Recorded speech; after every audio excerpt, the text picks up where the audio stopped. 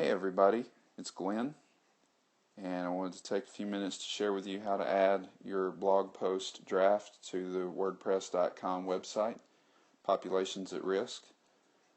So if you type in the web address up here, actually you want to type in Wordpress.com.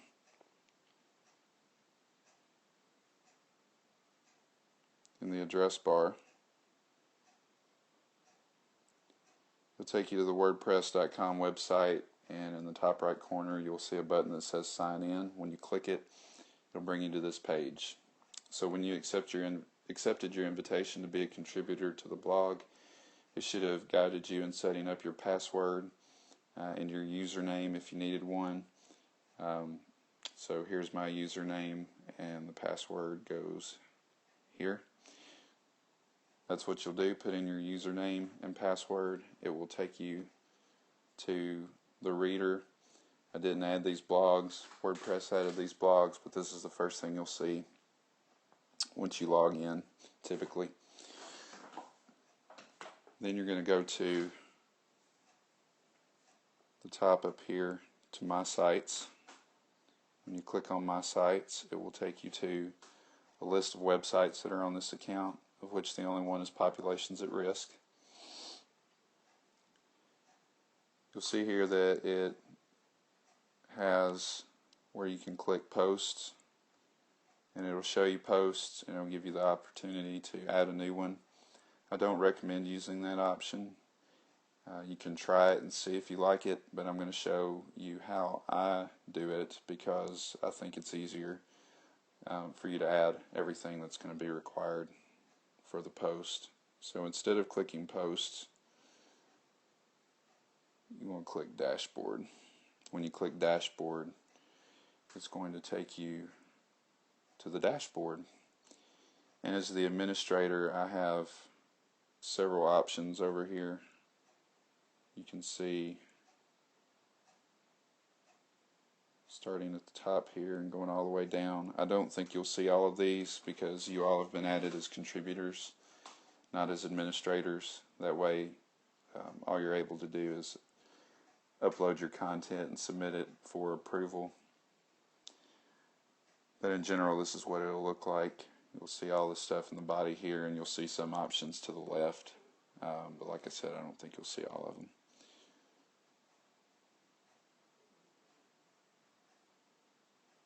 Click Add New. Do that again. Well, almost blacked it out, but you can see it. Add New is going to, right here, Add New. Get my scribbling going on. That's better. You can see it by now, obviously. My finger just isn't acting right drawing on this screen. Anyway, Add New. When you click Add New, it's going to take you to this fresh blank canvas that is going to be where you put all of your intelligent, well thought out words telling your story, the story of your experience. What I suggest is make sure you have your title worked out first. That way you don't get here and have to think about your title. I recommend entering your title before you do anything else. That way you don't forget it. You can copy and paste that title on its own off of your Word document or simply type it in.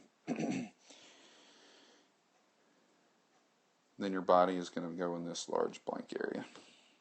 All you have to do is copy and paste it out of your Word document right here, and it will show up. On your site as a contributor, you will not have the publish option. You're only going to have the option to submit. I'm not quite sure exactly what it will say, but it will be in this area. It may say submit for approval. I haven't seen that in a long time, so if you have difficulty, let me know. But once you're all finished, you'll click submit for approval. You'll also see if you need to stop and pick it up again later, you can save your draft. Be sure to click save or you will lose it. I know you've heard that all your college life and probably before, but always save your draft. It auto saves ever so often, but it's good practice just to click the save button. And then as you go along, you also have the opportunity to preview it if you'd like and see what it's going to look like. Your formatting options are right here.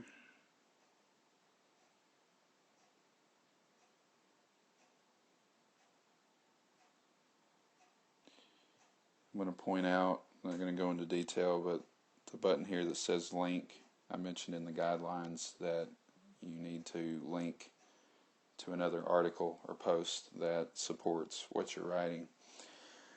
If you highlight the text that refers to the article, like according to this article from blah blah blah, if you highlight that and then click link, there will be a pop-up box that will let you put in, you can copy and paste the link to whatever article you're going to, and then it will highlight that text so that readers can just click on the highlighted text and they'll go to that link. I know you all know what that looks like as people who read stuff online all the time.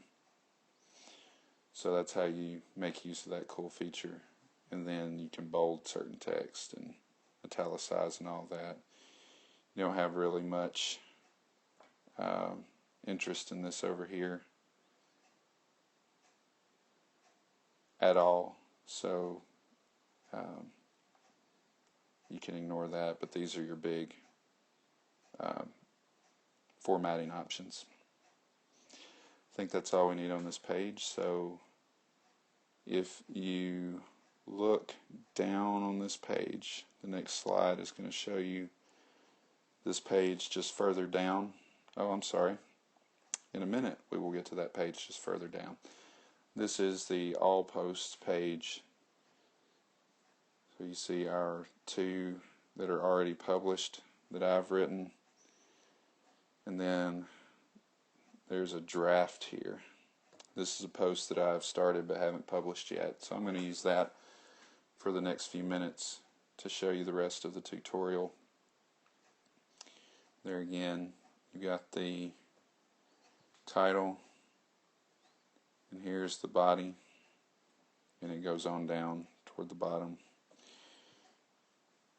Don't worry about these little emblems here. If you just copy and paste from your word processor, it's going to convert it into HTML or website type formatting on its own. So I didn't type any of that in that you see, it just shows up. But that's so it'll display it properly.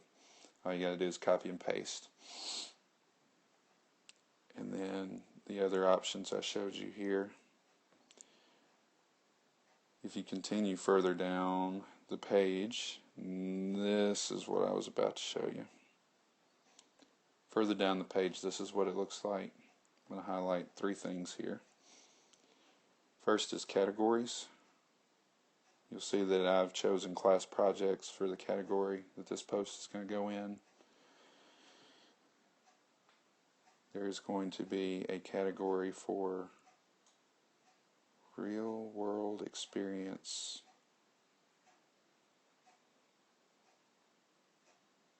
So every student submitted real world experience post, you will want to have real world experience checked, and that puts it into that category. So I'm prescribing the category to you, but tags are also important. You want to tag it based on the topic. So if your topic is poverty, put poverty in the blank. If you click choose from the most used tags, you're going to see a list of tags that have already been used, and that's always handy to check. You'll see that this particular post, I've highlighted 3 tags, and I just realized that I misspelled severe, so always remember to proofread.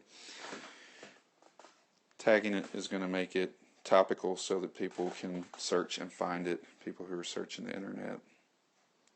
But lastly, and very important, is the featured image. Every post should have a featured image. When you click the featured image link right here, it's going to take you to a page where you can select files for upload. So if you click select, if you're using your iPad, it'll take you to your camera roll. If you're using your desktop or laptop computer, it'll take you to your files, and you just want to go to the folder where your image is saved and click select files. So this is the upload files page. When you click select files and you select your photo, it's going to take you to the media library page, and you can see some images you're already familiar with because they've been used. I just added that one for fun. That one's been used. But the one that you most recently selected from your files is going to show up like this. It's going to have the check mark. It's going to show you that this is the one you selected for your featured image. Big sizes are okay. You may find that you need to reduce the size, but you can see that this one is quite big. But if you need to edit any of your images, you can do so right there. If you upload the wrong one by mistake, you can delete it permanently, or you can always select an image that's already there, or you can go back to the upload files option and upload a new one. Once you select it, you want to click set featured image. It'll take you back to your post edit page. It'll show you here that this is your featured image. And then if you click preview at the top, like I showed you in the earlier slide, this is what you'll see. So this is the very top of the page, the headline right here, and the body of the post is lower down the page, but I wanted to show you the featured image. A big, bright, bold picture sets it off and makes it more interesting to people that stumble upon your post. So that's why the photos are so important. You can also add photos inside the body of the post itself, but I'm not going to harp on that. I just want us to use one good photo at least for our featured image on every post, and then it's going to show up at the top of the home page. If you've been to the About page, you'll see the photos lined up at the top. Big photos, you can click the post you want to look at. So this has been the tutorial. I'm going to email this out to you all, or if you're watching it, I guess you know that I emailed it to you. I'm also going to save it to the website. I'm going to have a resource page, so it'll be there if you want to go back to it and reference it, or any students that don't do a post this first time around will have it. The posts are due to me in class by Thursday for the first and second one. So if you don't get to upload it or you have difficulty, that's fine. I just need to know that it's done and done on time. But if you get the chance to try this between now and class, I'd be interested to see how successful you are. You can let me know in class if you have any difficulties, or shoot me an email. But I'm really looking forward to reading the blog post, and especially having everyone reading it and promoting it to see who we get visiting our page. Thank you very much. Hope this has been helpful, and we will see you on Thursday night.